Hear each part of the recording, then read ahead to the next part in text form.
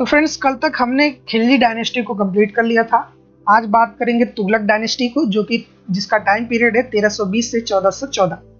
बात करें जो पहला जो इस डायनेस्टी में शासक बनता है वो है गयासुद्दीन तुगलक, जो कि 1320 से 1325 तक रहता है। इसने दिल्ली में तुगलकाबाद नामक शहर की स्थापना करवाई थी। सिंचाई के लिए नहरों का निर्माण करवाना स्टार्ट किया इसने 1323 में अपने बेटे जौना खान को तेलंगाना मिशन पर भेजा था और तेलंगाना को तुगलक राज्य में मिला दिया इसने, और उसका नाम फिर चेंज करके सुल्तानपुर रख दिया।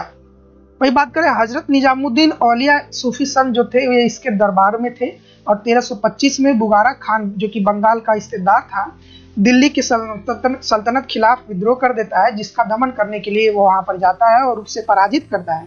लेकिन जब वो वापस आता है तो ये कहते हैं हमारे हजरत निजामुद्दीन औलिया कि अभी दिल्ली दूर है, मतलब आप आ नहीं पाएंगे, वापस नहीं आ पाएंगे।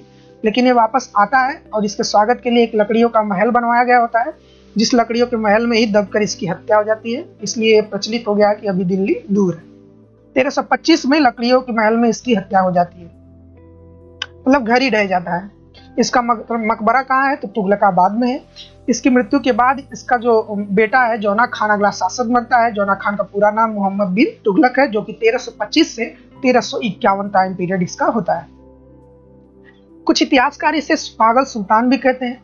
वहीं इसने अरबी और फारसी भाषा का महाविद्वान कहा जाता है, क्योंकि ये बहुत ज्यादा पढ़ा लिखा हुआ था। पागल सुल्तान इसलिए कहा जाता है कि जितने भी इसने इम्प्लीमेंटेशन किए थे कामों के, कोई भी काम सफल नहीं हो पाए थे। इस कारण से इसे पागल सुल्तान कहा गया, क्योंकि जनता इससे परेशान हो गई थी। यह अरबी और फारसी भाषा का महान विद्वान था ही।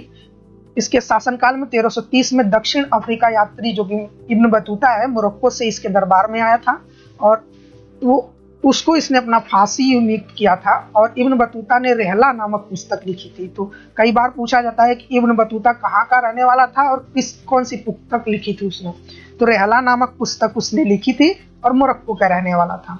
रहला के अनुसार कश्मीर, बलूचिस्तान व राजपुताना को छोड़कर पूरा भारत मोहम्मद बिन तुगलक के शासनकाल में था। वही बात करें दिल्ली सल्तनत में सबसे बड़ी वेतन प्राप्त सेना इसी के पास थी, और वेतन प्राप्त करवाने के जो अलाउद्दीन खिलजी ने स्टार्ट करवाया था लोगों को वेतन देना। वही बात करें रहला के में दुनिया का सबसे प्रसिद्ध व समृद्ध शहर किसे कहा गया है, दिल्ली को कहा गया है। और इसमें बताया गया कि मोरक्को और भारत के बीच में ट्रेड चलती थी, व्यापार चलती थी उस समय भी। वहीं सती प्रथा पर प्रतिबंध लगाने का प्रयास करने वाला यह प्रथम सुल्तान था। कौन था? प्रयास करने वाला। तो भारत में सती प्रथा की जो शुरुआत हुई थी वो गुप्ता पीरियड से स्टार्ट हुई, 319 ईसा से 540 ईसा तक। तो एरण में मिलता है कि भानुगुप्त जो रूलर है उन्होंने लिखवाया है एरण अभिलेख में कि गुप्त पीरियड में ही रामगुप्त की जो पत्नी है गोपराज, उसने सबसे पहले सती प्रथा मतलब सती की अपने आप को सती किया था। अब देखिए सती प्रथा पर बैन लगवाने वाले शासक कौन कौन थे? तो फिरोज शाह तुगलक था, अकबर था, औरंगजेब था। वहीं 1829 में भारत में सती प्रथा का पूर्णतः उक्त लॉर्ड विलियम बेंटिक ने करवाया था। वहीं मोहम्मद बिन तुगलक के शासन काल में सर्वाधिक विद्रोह हुए थे। तो कितने विद्रोह हुए थे इसके काल में? तो 34 विद्रोह हुए थे। 27 रिवोल्ट जो है साउथ इंडिया में हुआ था, वहीं 7 जो है नॉर्थ इंडिया में हुआ था। अब एक चीज ये याद रखिएगा कि सती प्रथा पर पूर्णतः जो अंग्रेज शासक थे उनमें लॉर्ड विलियम बेंटिक जो था उसने 1829 में बंद करवाया था। इसके काल में मंगोलों का आक्रमण होता है, जो 5वां आक्रमण होता है मंगोलों का। और देखिए क्या क्या इसके फेलियर डिसीजन थे जिसके कारण से इसे पागल सुल्तान कहा जाता है। तो इसने अपनी राजधानी को दिल्ली से दौलताबाद स्थानांतरित करवा लिया था। खुरासन अभियान इसका विफल हो गया था। दोआब क्षेत्र में कर वृद्धि, एग्रीकल्चर जो है कि टैक्स लगवा दिया, जिसे दीवाने कोनी कहा जाता है। और उसी समय जो है वहां पर अकाल आ गया था, जिस कारण से जनता टैक्स पे नहीं कर पाई और अकाल के कारण मरने लगी। दूसरी चीज खुरासन अभियान पे भेजा था, वहां पर युद्ध तो इन लोगों ने जीत लिया, लेकिन 4 ही 5 लोग वापस लौटे। इसने अपनी पूरी सेना खो दी।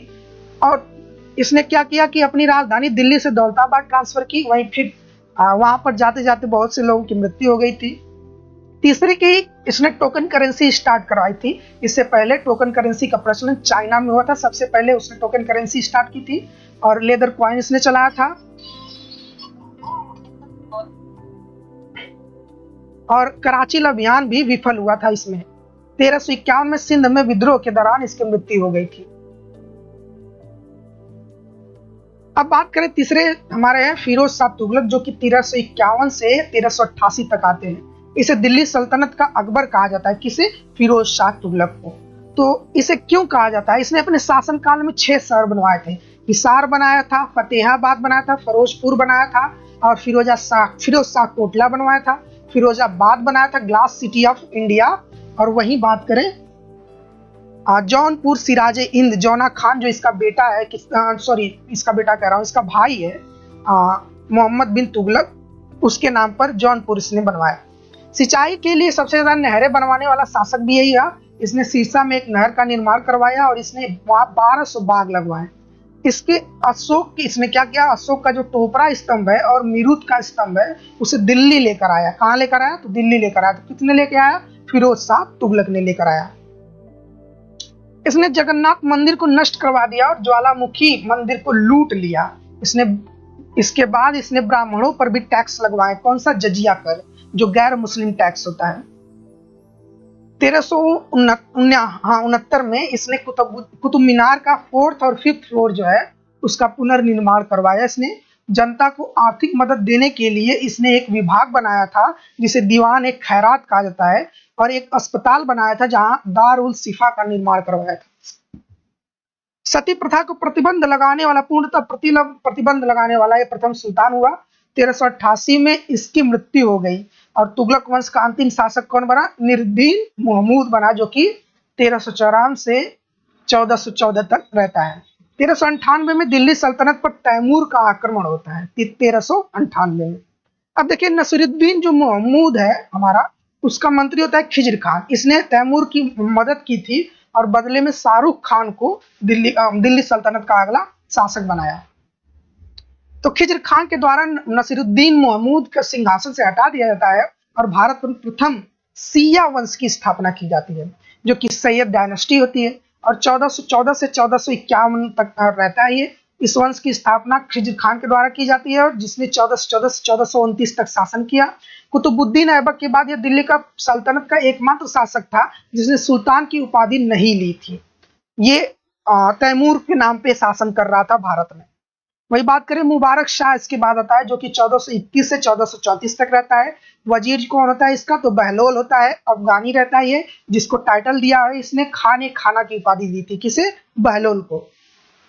मोहम्मद शाह, जो कि 1434 से 1445 तक रहता है, इसने बहलोल को अपना पुत्र घोषित किया कि ये मेरा पुत्र है। अलाउद्दीन आलम शाह जो था 1445 से 1451 तक आता है और फिर वो क्या करता है? 1451 में ही अलाउद्दीन आलम शाह सिंहासन अपना बहलोल को समर्पित कर देता है। ये सेनापति, इसका वर्चस्व ज्यादा हो जाता है, इस कारण से वो उसे मजबूर कर देता है कि वो अपना सिंहासन इसे दे। बहलोल ने भारत में प्रथम अफगानी वंश की स्थापना की थी।